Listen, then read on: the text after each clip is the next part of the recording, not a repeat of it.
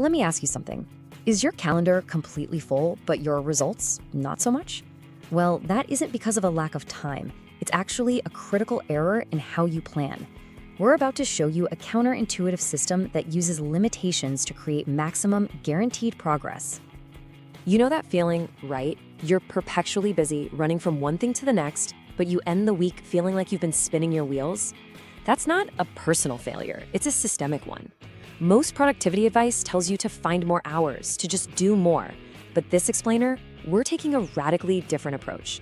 We are going to dismantle the myth that more resources equal more progress and show you a system that uses limitations. I'm talking intentional, severe limitations as the primary engine for getting real results.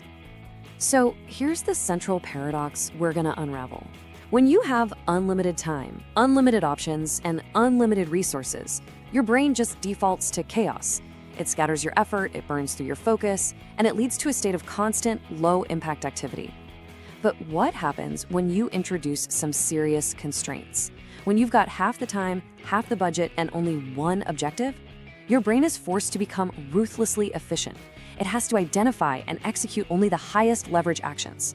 This, my friends, is constraint-based planning. Okay, let's dive right in. To really master this system, we're going to break it down into 6 core parts. First, we'll look at what we call the progress paradox. Then, we're going to diagnose the real enemy of your results, the high cost of optionality. After that, we'll unpack the core solution, the 3 structural mandates. Then, we'll get into the fascinating brain science, the psychology of scarcity, that makes all this work. Next up, I'll give you a simple 3-step implementation protocol you can use today, and we'll wrap it all up by mastering effortless focus. So let's get started. Before we can even talk about a solution, we have to get a really precise diagnosis of the problem. And I'll tell you right now, the problem isn't your work ethic or your time management skills. The problem is cognitive. It's this invisible force that's sabotaging your best intentions every single day. We call it the high cost of optionality. So what is optionality cost? Think of it like an invisible wall that's blocking your progress. Just look at your to-do list. When you have 20 potential tasks, your brain has to spend precious mental energy just deciding what to do first, how to do it, and what to ignore. This constant evaluation creates friction and triggers a well-documented state called decision fatigue. Every choice you make, no matter how small, depletes this finite reserve of mental energy, leaving you less capable of doing the deep, focused work that actually moves the needle. And what happens when your brain is totally overwhelmed by choice and drained by decision fatigue? Well, it defaults to avoidance. We call this analysis paralysis. Your prefrontal cortex, the part of your brain that handles complex planning, it basically short circuits. It avoids the hard work of prioritizing and instead scatters its focus everywhere. You find yourself answering easy emails, tidying up your desk, working on little tasks, anything to get a quick hit of progress and avoid the hard work of a high-stakes decision. This is what we call the dilution of focus, and it is the root cause of being busy but not productive. Now, what's so interesting here is how it lays out 2 completely different worlds. On the left, you've got unlimited planning, which is the default for most people. It's a world of diluted focus, constant decision fatigue, chaotic effort, and, of course, analysis paralysis. But on the right, you have constraint-based planning. By structurally limiting your options before you even start, you engineer the exact opposite result: high leverage output, conservation of your brain's precious executive function, forced focus on what matters, and automatically identifying the real bottleneck that's holding you back. So how do we escape the chaos of unlimited planning? We need a system, a set of non-negotiable rules that eliminate optionality by design. And listen, this isn't about willpower, it's about architecture. Let's break down the 3 structural mandates that form the core of constraint-based planning. These 3 pillars work together to systematically tear down the root causes of scattered effort. The first one forces you to be absolutely ruthless with your priorities.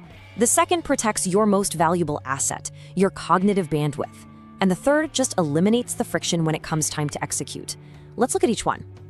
The first mandate is the Resource and Time Constraint.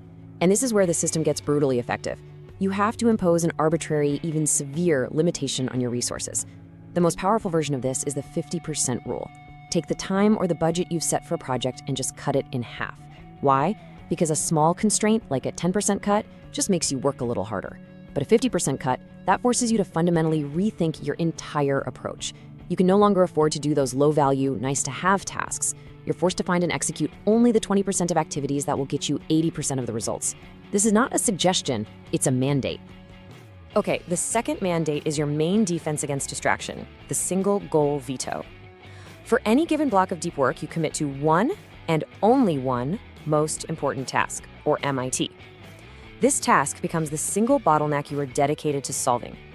All other tasks, emails, notifications, they're all vetoed. This is a structural rule, not a guideline. Its whole purpose is to eliminate the catastrophic cost of task switching. See, every time you shift your attention, your brain pays a cognitive tax, losing momentum and burning through executive function. The single goal veto acts like a firewall, protecting your focus so you can deploy it with maximum intensity on the one thing that truly matters. The final mandate deals with the active execution itself. The Forced Simplicity Protocol is all about applying constraints directly to how you do the work. It's designed to fight perfectionism and over-engineering. For example, you might mandate, this report must be written only in bullet points, or this problem has to be solved using only this one software tool. By stripping away ambiguity and complexity from the process, you create what psychologists call cognitive ease. You make the task so simple and clear that it becomes easier to just do it than to avoid it, which guarantees fast, low-friction execution. Okay, so now we understand the what of the system. Let's dig into the why. We're going to explore the cognitive science that explains why imposing these constraints is so incredibly effective at rewiring your brain for high performance. This system isn't just a bunch of productivity hacks. It's really a framework for optimizing your brain's core functions. It works by triggering 3 powerful psychological mechanisms. It saves your finite mental energy, it forces you to think more creatively, and it builds an unstoppable cycle of progress. Think of your brain power, specifically your executive function, like a phone battery. It starts the day fully charged. But every tiny decision you make, what to eat, which shirt to wear, how to phrase that first email, it drains a little bit of that power. This is a well-documented phenomenon called ego depletion. By lunchtime, after hundreds of these little decisions, your battery's already half empty. Constraint-based planning is a conservation strategy.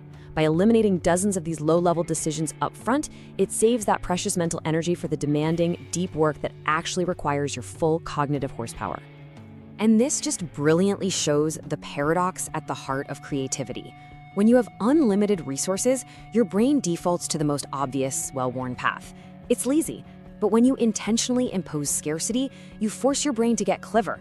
Think about Dr. Seuss. He was bet he couldn't write a book using only 50 unique words. The result was Green Eggs and Ham, one of the best-selling children's books of all time. That crazy constraint didn't hold him back. It forced a whole new level of creativity. Scarcity short-circuits lazy thinking and activates innovation, often leading you to simpler, faster, and more elegant solutions you never would have found otherwise. Finally, the system harnesses the power of momentum. When you use constraints to focus on the single most important bottleneck, you are guaranteed to make rapid, visible progress. These quick wins give you what psychologists call mastery experiences. You see the system working. You feel that forward movement. That success sends a powerful signal to your brain, a positive reinforcement that says, hey, this works, do it again. This creates an upward spiral. Progress fuels motivation, which fuels more progress. This is behavioral momentum, and it's what makes the whole system so addictive and self-sustaining. All right, we've covered the diagnosis, the framework, and the science. Now it's time for application. This isn't theoretical, it's a practical protocol you can put into action immediately. Let's walk through the 3 non-negotiable steps to get constraint-based planning working for you today. This is your action plan. 3 simple, high-leverage moves that will instantly force clarity, protect your focus, and accelerate your execution. These aren't just suggestions, they are drills. Let's get specific on each one. Step 1 is the 50% Time Veto Drill. Right now, think of your most important project, the big one that feels overwhelming. Now look at the deadline or the time you've set for it. Cut that time in half. If you plan for 10 hours, you now have 5. If you had 2 weeks, you now have 1. That immediate discomfort you might be feeling, that's the system working. Your brain is now forced to throw out every non-essential activity and find the absolute critical path to getting it done. Step 2 is enforcing the single goal veto. Look at your plan for tomorrow. Identify the one single task that will make the biggest impact. That is your MIT.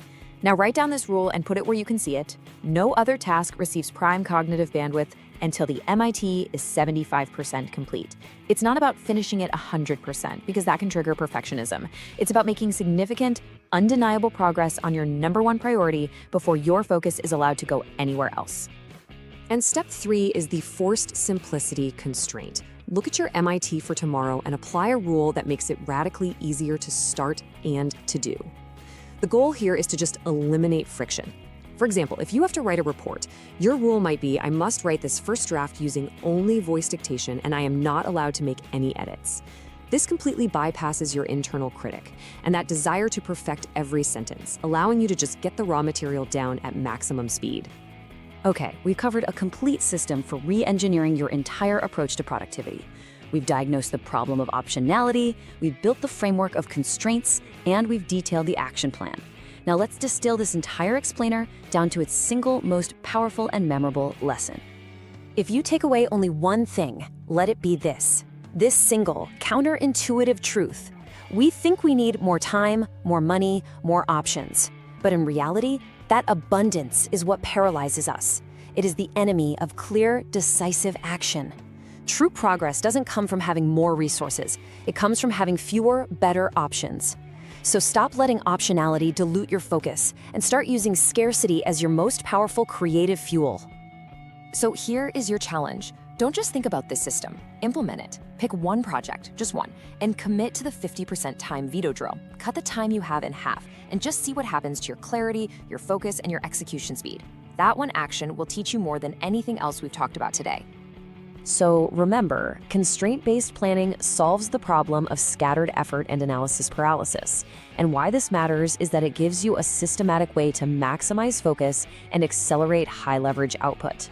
The Single Goal Veto and the Forced Simplicity framework, they conserve your executive function and activate creative problem solving. Productivity isn't about doing more, it's about mastering systems that make focus effortless.